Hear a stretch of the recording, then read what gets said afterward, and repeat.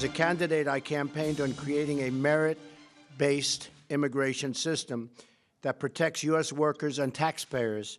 The RAISE Act will reduce poverty, increase wages, and save taxpayers billions and billions of dollars.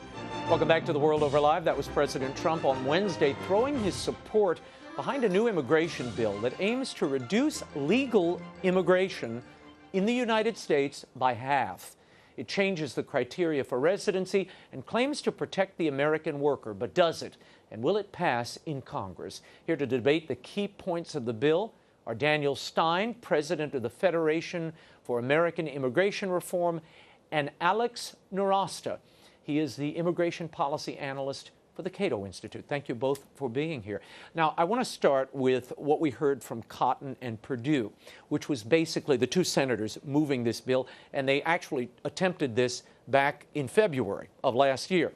They claim that this is modeled on a skill-based immigration system that you'd find in Canada or Australia. Here's what the president had to say, and I want you both to react. Roll it.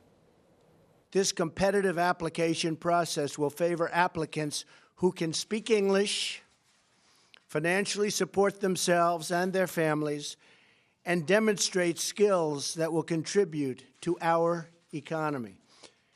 The RAISE Act prevents new migrants and new immigrants from collecting welfare and protects U.S. workers from being displaced. And that's a very big thing. Now, this is not family-based, Alex Nowrasteh. Your reaction to what you're hearing here. Is this a credible plan? It's not a credible plan at all. For instance, the talking point that you mentioned about it being a merit-based system is entirely false. This bill does not increase the number of skills or merit-based immigration at all. In fact, the cap that is explicitly put into this bill for those types of immigrants is the exact same that it is today in current law for employment-based immigrants to the United States. All it does is cut family-based immigrants, cut refugees, cut the diversity visa lottery, and then it changes some of the criteria for allowing in skills-based immigrants. And I have no problem with expanding skills-based immigration, but there's no need to try to cut families in the process. Dan Stein, the supporters of this bill say, look, Canada does this, Australia does this, it's reliant on their economic needs. You'd say what? Raymond, we had an election, and immigration was a big part of it. And part of the reason it was is there's a sense in this country that the immigration system doesn't really match the needs of this country today. You know, we don't make buggy whips anymore, right? So our immigration program needs to be updated. You know, to modernize the immigration system, you need to reduce the size of the flow, increase the skills composition, get away from nepotistic chain migration, and move towards something that's state-of-the-art, like the point system we see, you know, in Canada, Australia, and other countries. We need to help make immigration great again by making it better consonant with our other priorities as a nation. You want to make immigration manageable by eliminating the chain migration that's de-skilled to flow, increase welfare dependency, because we don't need massive low-skill immigration today any more than we need to make buggy whips. We need higher skilled immigration that's not competitive with U.S. labor, but expand our productive potential. The best way to do that is a knowledgeable point system that also gives the American people the ability to control the overall size of the flow instead of building expectations for endless numbers of relatives who may come in downstream. But isn't an economic growth, which is another promise of the president, one he made during the campaign, isn't economic growth contingent on a growing gross national product? And the best way to do that, economists say, is to have more workers working. That's how you grow it. Is stopping the... That's not true. Okay. Best way to increase your GNP is increasing worker productivity, output per person hour. I mean, there's a problem with productivity and maybe to some extent with measuring productivity. Two reasons why wages aren't going up. Productivity is stagnant. They're having a hard time measuring that. And the massive influx of foreign labor, particularly competitive with U.S. labor, substitutes for labor, has created downward pressure on wages and working conditions for the vast majority of lower-skilled American workers. That's why we have no middle class anymore, Raymond. Now, what Dan is saying is what we heard from President Trump yesterday. It's time to bind and show fidelity between America and the American worker, and that this will stop the depressed wages of the lower and middle class. You'd say what? So it's absolutely false. There is a mass ream of academic peer-reviewed literature that has been studying the impact of immigration on wages of Americans going back decades, and it continuously finds that at most, only Americans who are high school dropouts are those who are harmed by immigration, and those only 9% of all American workers. The other 91%, including the George Borjas of Harvard University, including the middle class, actually have wage increases as a result of immigration, and that's in the most respected work. Now, the point that Dan was making earlier about the merit-based system in Canada and Australia, Australia allows in 3.5 times as many legal immigrants every year as a percentage of their population as the United States does. Canada, 2.5 times as many. What we need is a market-based system where the market determines the types of workers, not bureaucrats and politicians in Washington, D.C. Well, I mean, first of all, don't we care about America's poor and least advantaged and Americans with less skill? And I mean, we all had to have some compassion for what's happened to the American middle class. You know, we've had a major shift in structural change in the American labor market. Immigration clearly has not stopped in response to those changes to help Americans adjust. And I don't want to drill down on Alex's data, but by talking about the proportion of the population as the size of our base to determine the number, the reductio ad absurdum consequence of his argument is the more crowded and larger the U.S. population gets, the higher the immigration flow should be, which is, of course, absurd. What Americans need right now is a breather, a suspension, a timeout on most immigration to absorb and assimilate the folks who come so we can ensure that all Americans together live the American dream. My point was not a rhetorical one that we should determine immigration based on the person's flawed one. It was one based on how you compare America's immigration flows to those in Australia and Canada, which you said was the basis, and which the president said was the basis. It takes in fewer immigrants. And the president said he wants to copy Australia and Canada. This bill does not do that, and you have not acknowledged that. Leisure demand. You are not giving the facts. Very quickly, and I remain insouciant about your leisure demand. Very quickly, H-1B visas that give temporary guest worker status to skilled immigrants who want to come in. Does that depress the market and the wages for skilled workers in the United States, American citizens? We hear of organizations like Disney that bring in the replacements to train the people who've been there for 25 years.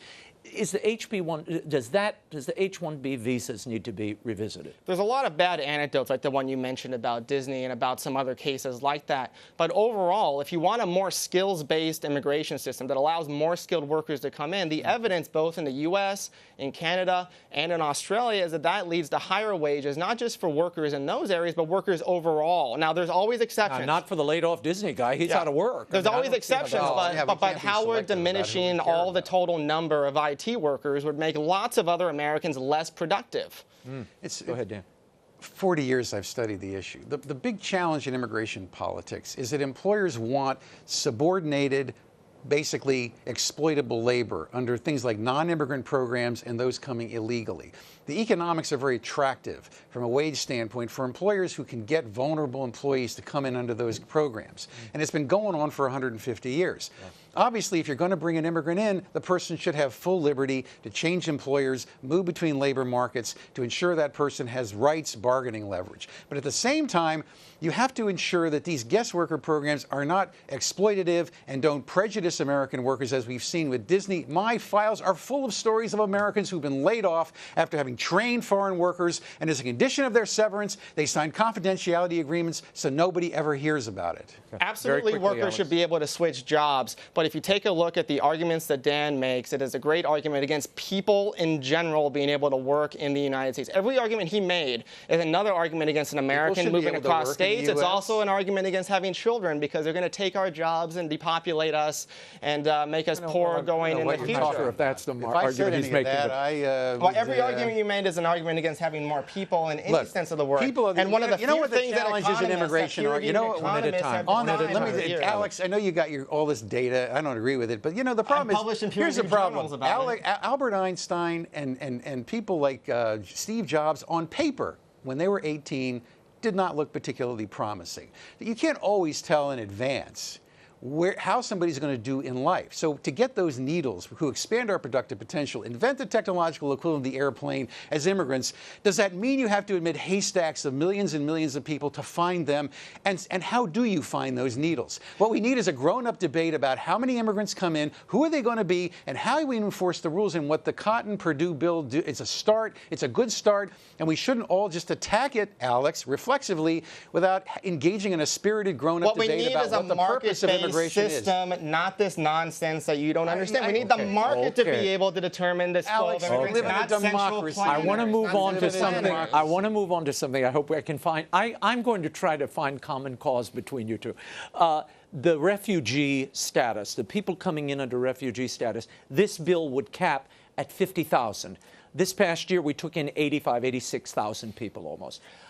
Your thoughts on this as not only to my eye, stopping the numbers of refugees coming in, is it a national security issue? And is it a concern for you, Alex? As a national security issue, no. From 1975 through the end of 2015, the United States admitted 3.2 million refugees, and they killed in terrorist attacks a total of 3 Americans, which means your annual chance of being killed in a terrorist attack on U.S. soil committed by a refugee is 1 in 3.64 billion per year, which is a very, very small threat. By comparison, your chance of being murdered annually in a normal homicide is 1 in 14,000 per year. So it's about your chance of being murdered. Normal homicide is 255,000 times greater. So you can have a lot of talking points and a lot of trying to scare people about the fear of refugees. But when you take a look at the actual data, the actual evidence, there is nothing to suggest that. Dan, why limit the number of refugees? Given the outrageous persecution we're seeing in parts of the Middle East, some of these people are really in need and really don't have ill intent in their heart when they're looking for a better home. It's hard to hear this blizzard of BS and not have to respond, but I'll go forward. I will move forward. No. The point is, if you have adequate vetting and people don't come in as refugees who commit terror acts because they're ISIS infiltrators, what it says is it means you have good vetting. It doesn't mean you don't have security considerations. And then turn around and make a statistical argument about how many people died based on the fact we had good vetting doesn't mean it's not a security consideration. But look, we all know. Everybody supports vetting. We all have a need to feel moral and to be good people. We want to help people in need here and around the world. We can't admit all the refugees all over the world who'd like to move here.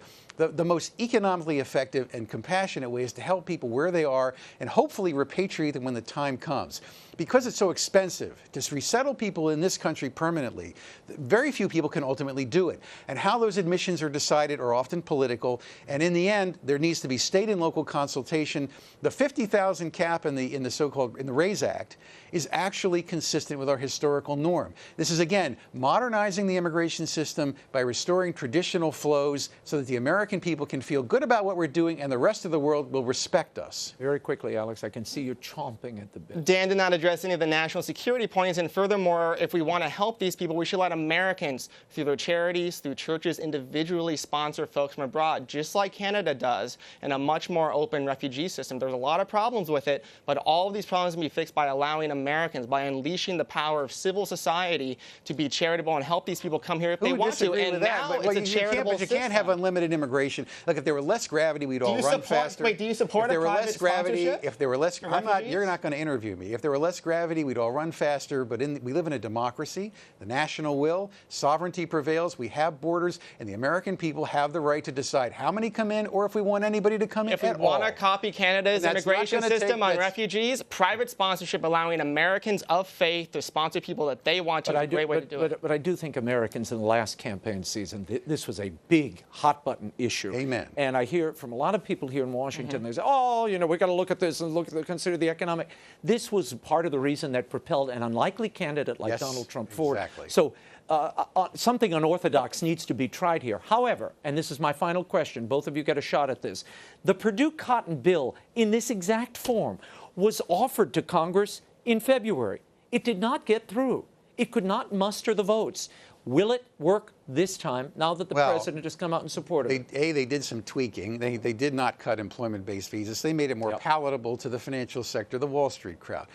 But also, it's been about over 60 years since we had a president, key members of the Senate and the House in the same party, were all supportive of dramatic cutbacks in immigration. This is really without precedent since the 1950s. So it's a new paradigm. FAIR is going to spend a lot of money trying to push this bill or something like it because the American people want a breather and a reduction in immigration. But with the Chamber of Commerce and Club Nobody for said it Growth was and easy. the Cato Institute and others against it, does it really get off the ground, Alex? The last time this was tried was actually in the mid-1990s, and it failed then when there was much more public sentiment and against immigration then than there is today when you take a look at the polls. Now, I hear you in terms of Bill Donald Clinton Trump. was president Yeah, back then. Gallup. Yeah, and he supported the Illegal Immigration Reform and Immigrant Responsibility Act, which was the first version of that, and it eventually became it.